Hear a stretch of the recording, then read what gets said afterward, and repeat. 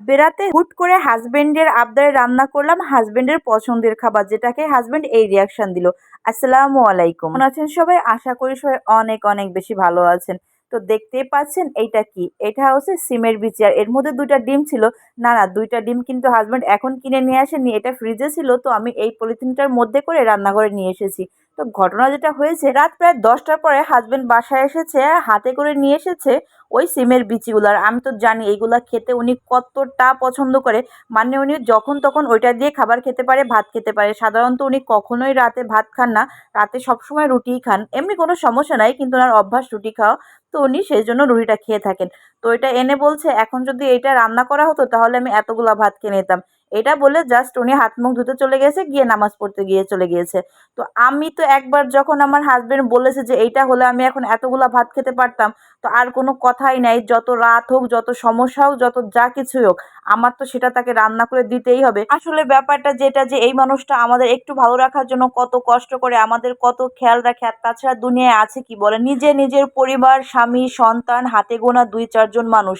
আর এইখান থেকে একটা মানুষ যদি কিছু আবদার করে, তার ছোট্ট একটা খুশি, ছোট্ট একটা আবদার যদি পূরণ করতে না পারি, তাহলে কেমন হলো বলুন? আসলে আমাদের মেয়েদের জীবনটাই তো এমন, স্বামী, সন্তান, সবার পছন্দের অপছন্দের খেয়াল রাখতে রাখতে আমাদের জীবন শেষ। আর যদি তাদের পছন্দের কিছু খাইয়ে আমরা তাদের খুশি করতে পারি, আলহামদুলিল্লাহ, আমাদের খুশি আর দাকিকে। আমাদের খুশি হওয়ার জন্য খুব বেশি কিছুর দরকার নাই, খুব দামি কিছুর দরকার নাই। শুধু আমাদের পছন্দের মানুষের, স্বামী, সন্তানের, পরিবারের মানুষের পছন্দের একটা খাবার রান্না করব, সেটা খেয়ে একটু ভালো সে বলবে, সে খুশি হয়ে যাবে, আলহামদুলিল্লাহ, আমরা তাতেই অনেক অনেক খুশি। হয়তো আপুরা আমাকে একমত হবেন, কারণ আমার সঙ্গে তো এমনটা হামেশাই হয়ে থাকে। আপনাদের সঙ্গে কেমন হয় এটা একটু জানাবেন। তো যে রাতে এটা উনি এনেছিল, ওই রাতে আমার বাসায় এমন কোনো মাছ ছিল না যে মাছটা দিয়ে আমি এই সিমের বিচি রান্না করতে পারি। তো চিন্তা করলাম মাছটা কষাতে, বের করতে, ফ্রিজ থেকে এনে আমার অনেকটা দেরি হয়ে যাবে। তো দ্রুত আমি কী দিয়ে রান্না করতে পারবো, তো ভাবলাম ডিমটা দিয়ে আমি দ্রুত রান্না করতে পারবো, তাই সঙ্গে সঙ্গে 2টা ডিম নিয়ে এসেছিলাম। আর এটা দিয়ে আমি এই রান্নাটা করে নিয়েছিলাম। ওইদিকে উনি নামাজ পড়ে এসে তো পুরাই অবাক। ততক্ষণ পর্যন্ত প্রায় আমার রান্না হয়ে এসেছে। তো বলছে, তুমি এটা কি শুরু করেছো? আমি বলেছি, যা শুরু করেছি খুব ভালো শুরু করেছি, চুপচাপ যে বসো, এবার তোমাকে ভাত খেতেই হবে। তো বলছে, তুমি তো জানো আমি রাতে ভাত খাই না সাধারণত।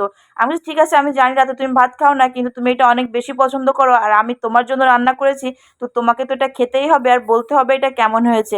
আর সেই সাথে আপনারাও বলবেন এটা কেমন হয়েছে, আর রেসিপিটা তো আপনারা দেখে নিয়েছেনই। তো এই যে আমি নিয়ে যাচ্ছি, ওইদিকে আমার হাজবেন্ড বসে গিয়েছে, তাকে এবার ভাত বেড়ে দিব, আর তরকারিটাও কিন্তু উঠিয়ে দিব। আর এটাই কিন্তু ওনার ফার্স্ট রিয়াকশান ছিল। যেদিন আমি এটা রান্না করেছিলাম, আমি বলেছিলাম তুমি রিয়াকশান দাও, আর শিখিয়ে দিয়েছিলাম যে এইভাবে এইভাবে হাত নাড়াবে, এটা এটা করবে।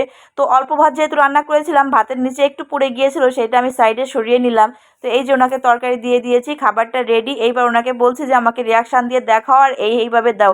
তো আশা করি আজকের ভিডিওটি আপনাদের অনেক বেশি ভালো লেগেছে। যদি ভালো লেগে থাকে তো জানেন তো আপনারা কি করে রিমির রান্নাঘরের পাশে থাকতে হবে। আর এমন মজার মজার ভিডিও পেতে আপনারা সব সময় রিমির রান্নাঘরের পাশেই থাকবেন। ভালো থাকবেন সবাই, আল্লাহ হাফেজ।